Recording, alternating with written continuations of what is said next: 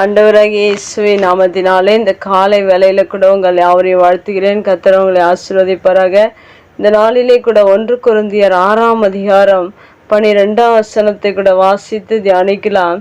எல்லாவற்றையும் அனுபவிக்க எனக்கு அதிகாரம் உண்டு, ஆகிலும் எல்லாம் தகுதியாயிராது. எல்லாவற்றையும் அனுபவிக்க எனக்கு அதிகாரம் உண்டு, ஆகிலும் நான் ஒன்றிற்கும் அடிமைப்பட மாட்டேன். மிக அருமையான வேத வசனம். இந்த வேத வசனத்துல கூட கடைசியாக சொல்லப்பட்டிருக்கிறது, நான் ஒன்றிற்கும் அடிமைப்பட மாட்டேன் என்று சொல்லப்பட்டிருக்க. மெய்யாகவே இந்த பூமியில நமக்கு எல்லா அதிகாரத்தையும் தேவன் நம்முடைய கரத்துல கொடுத்திருக்கான்.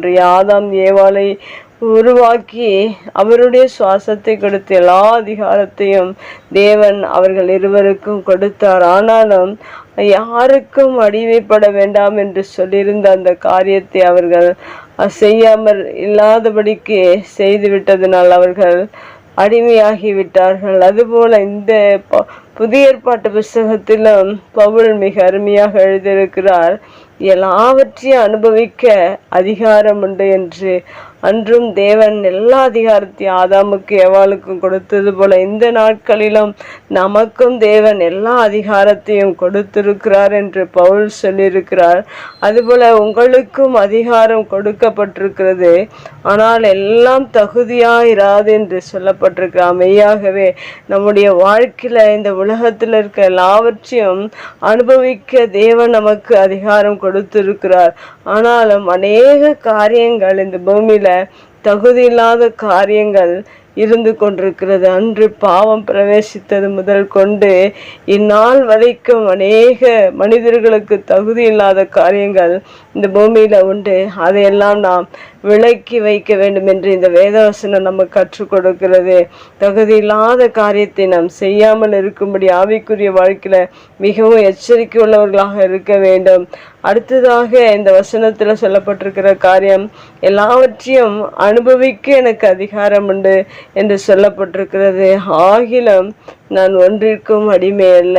நாம் எல்லாவற்றையும் அனுபவிக்க நமக்கு அதிகாரத்தை கொடுத்த தேவன். ஆனால் நாம் எதற்கும் அடிமையானவர்களாக இந்த பூமியில வாழக்கூடாது. ஆனால் மரியாள் சொல்லும்போது நான் ஆண்டவருக்கு அடிமை என்று சொல்லுகிறது நாம் வேதத்துல வாசிக்கிறோம். அவள் இந்த உலகத்தில் இருக்கிற யாருக்கும் எந்த காரியத்துக்கும் அவள் அடிமையாகவில்லை, ஆனால் தேவனுக்கு நான் அடிமை என்று மிக அருமையாக மரியாள் சொல்லியிருக்கிற வார்த்தை நீங்கள் வாசித்திருப்பீர்கள் என்றால் அது மிகவும் ஒரு நல்ல வார்த்தையாக இருக்கு. அதுபோல நாம் இந்த பூமியில எத்தனை காரியங்கள் நமக்கு அதிகாரம் கொடுக்கப்பட்டிருந்தாலும் நமக்கு தகுதியுடையதா, நாம் எதற்கும் அடிமைப்படக்கூடாது என்பதை நாம் ஒவ்வொருவரும் அறிந்திருந்தோம் என்றால் நாம் இந்த உலகத்துல எதற்கும் அடிமை அல்ல. சிலர் உணவுல, சிலர் பாவத்துல, சிலர் சிற்றின்பங்களில், அநேக காரியங்களில் இந்த பூமியில ஒவ்வொரு மனிதனும் அடிமைப்பட்டிருக்கிறார்கள். உணவு கூட அநேக மனிதர்கள் அடிமைப்பட்டிருக்கிறார்கள். ஆனால் எதற்கும் நாம் அடிமை இல்லாதபடிக்கு எதை தேவன் நமக்கு கொடுத்திருக்கிறாரோ, எதற்கு அதிகாரத்தை கொடுத்திருக்கிறாரோ, எது தகுதியோ அதை மாத்திரம் இந்த பூமியில செய்து தேவனுக்கு அடிமைகளாக வாழ்வோம். மனிதனுக்கோ மற்ற காரியங்களுக்கோ பாவங்களுக்கோ சாபங்களுக்கோ எதற்கும் நீங்கள் அடிமையாக மாறிவிடாதீர்கள்.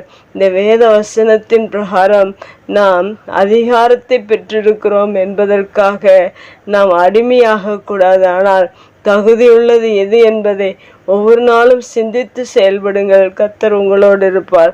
கண்களை முடிச்சு வைக்கலாம். எங்கள் அன்பு தகப்பனே, இந்த அருமையான வார்த்தைக்காய் நன்றி செலுத்தியிருந்த வார்த்தையின் பிரகாரம் இந்த பூமியில எங்களுக்கு நீர் அதிகாரத்தை நீர் எல்லாவற்றிலும் கொடுத்திருக்கிறீர். ஆனாலும் நாங்கள் எதற்கும் அடிமையாகாதபடிக்கு நீர் எங்களுக்கு ஒவ்வொரு நாளும் உதவி செய்து மட்டுமாய் நடத்துகிறதற்காக நன்றி செலுத்துகிறோம். இந்த பூமியில மனிதர்கள் அநேகர் அடிமைப்பட்டிருக்கிற இந்த காரியத்திலிருந்து, அடிமையிலிருந்து விடுதலை நீர் கொடுக்கும்படியாக நாங்கள் செபிக்கிறோம். ஆனாலும் எது தகுதி என்பதை நாங்கள் அறிந்து தகுதியுடைய காரியங்களையும் நாங்கள் ஒவ்வொரு நாளும் சரியாய் செயல்பட நீர் எங்களுக்கு உதவி செய்வீராக.